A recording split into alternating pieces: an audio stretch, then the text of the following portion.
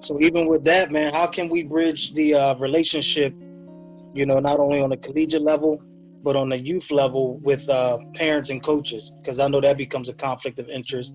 I know even for myself, coaching youth basketball, sometimes Hmm. you see that the player wants to gravitate to you, but now the loyalty is kind of up in the air. Yeah. Like I know you know what you're talking about, coach. Yeah. My mom feeds me, clothes me, sees me off to school. So that conflict of interest calls for them to kind of not give you their all per se, because they're Absolutely. like, I gotta still make mom happy. You and her aren't seeing eye to eye, or you and my dad aren't seeing eye to eye. So how can we uh, better help that situation? Some method. Um, Again, I think that the parents should be educated on exactly what's like reality. You have perception and then Mm-hmm. you have reality.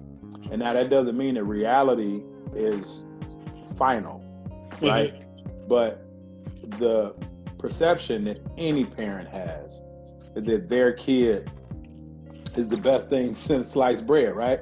Now, they may not treat the kid that way. They may be on the kid and hard on the kid. But in terms of everybody else, right? My kid is the one. So don't mess with my kid. Don't, mistreat my kid, treat my kid bad or anything. But I think parents should understand that one, you know, the reality is, especially in youth sports like you're not gonna be able to cash that check they in fifth through eighth grade. Parents have to, and I like to consider myself a straight shooter when it comes to these type of things, but parents have to stop idolizing their kids Mm-hmm. from an athletic standpoint, Exactly. and they have to let the coach, because obviously if you allow for your kid to come with me, at some point you trusted me That's right. with your kid. And so what happened, during that process to where now the trust was broke? Well, the trust was probably broken because of feelings and emotions Mm-hmm. as well as ego. That's right. And so now, because somebody's feelings and emotions have come into play, as well as somebody's ego, now that's on either side, right, JT? So when I speak of education, you know, the parents have to be educated on who is a good individual for my kid.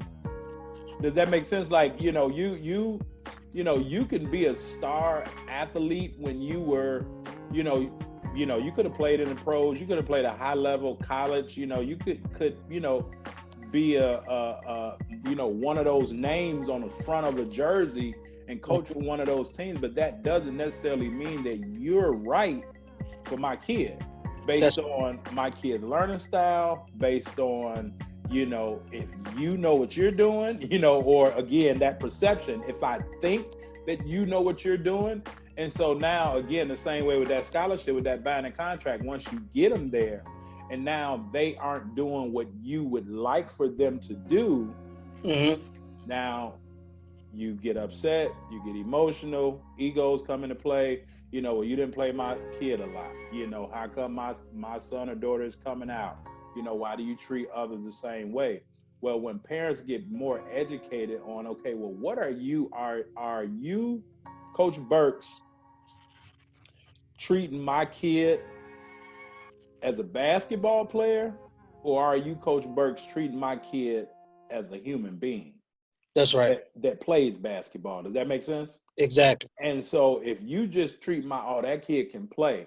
Now, if that kid doesn't do what you think they can do or what you need them to do, and again, if parents don't understand how to spot authentic individuals out, if they're coaches, teachers, educators, whatever, Mm-hmm. now if that coach is strictly about winning, especially at the youth level, it's basketball is so bad at this point because Yep. it's all about winning and it's Yep. not about development of the individuals. And so if this individual is not talking about developing my kid as a person just as much, if not more, as a player, you're probably not the one for my kid. Now, that's just me talking. So I think the disconnect comes because the parents just see their child as the athlete. Exactly. And, you know, they're looking to cash this meal ticket in early, but they don't understand before that happens. You know, I always say, Joel Embiid made the term trust the process famous, right? Yep. That looked good on the shirt. Exactly. But that process is maybe that individual needs to be deprogrammed, to be reprogrammed. You know, maybe that athlete needs to be broken down to be built up.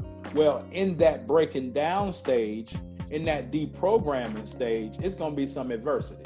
That's right. You're the parent that's always pulling your kid, transferring schools, transferring teams, transfer portal, right? All of that, that's just running away from the problem and not being able to stick with and deal with adversity, you know, because we really find out who we are in times of adversity. You know, how does a person react? You know, so in doing that, now as they work themselves through that adversity, that now builds up their character, right? So now, even if that athlete doesn't go pro, doesn't get a full scholarship, or even don't go to school to play basketball, they've learned practical life lessons throughout this time in playing this sport to become a professional. Amen to that. In whatever career they choose, because all professionals not going to be in sports. That's right. right. They may be a professional law enforcement, professional lawyer, dentist, teacher, whatever it may be. But now they can use those same principles that they applied and learned through basketball and be reused in their life. So, I think with parents, they have to, stop idolizing their kid. And then they also have to get educated on, is this individual right for my child as a person, not just as a basketball player. Exactly. Yeah. Man, awesome information, man. That's key.